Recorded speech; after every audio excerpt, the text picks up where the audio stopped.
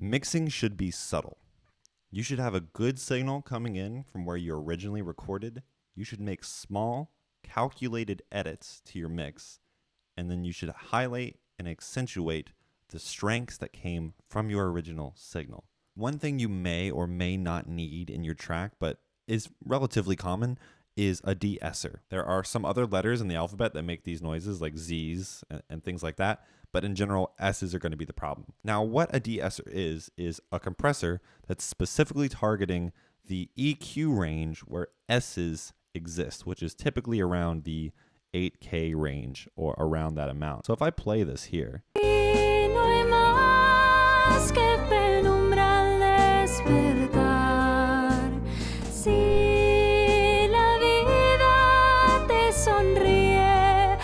you can see small dips where the compressor is essentially looking for the S sound, and it lowers the volume where the S sound is found.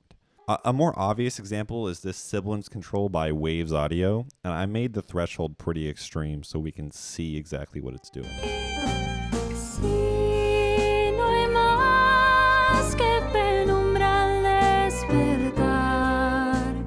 Now, in this particular song, I don't think Sibilance control is particularly necessary. The SM7B that we're using to capture this did not capture a ton of S sounds. It's going to be a little bit more prominent on condenser microphones. So I'm not going to put this on the vocal chain because I don't want to cannibalize more compression where I don't feel we need it. One thing that I see a lot of beginner mixers do is they tend to put reverb directly on the track.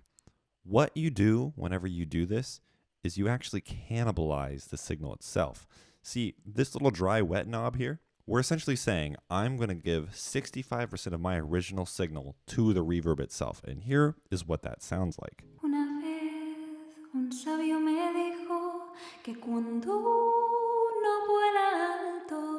Here's what 100% sounds like.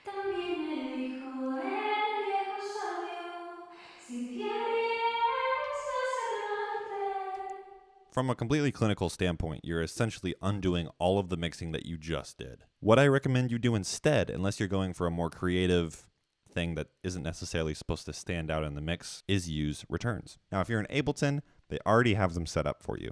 There's an A and a B, typically with a reverb on it, and then a B with a delay on it. You can add a lot of other things too. You could add chorus, you could add different forms of modulation, phasers, flangers. Traditionally though, reverb and delay are very commonly used on vocals. Now on A, we have a reverb, and on B, we have Echo, which is a standard plugin from Amazon, which is a standard plugin from Ableton itself. You're gonna get this if you get Ableton 10 and upwards, I believe. So if I just send, let's say, 50% of my signal to A and B, here is what that sounds like. Una vez un sabio me dijo que cuando uno vuela alto. It does not get in the way of the original mix that we just worked on. It just sits behind it because it's an entirely different track. Here's what it sounds like if we just solo those tracks.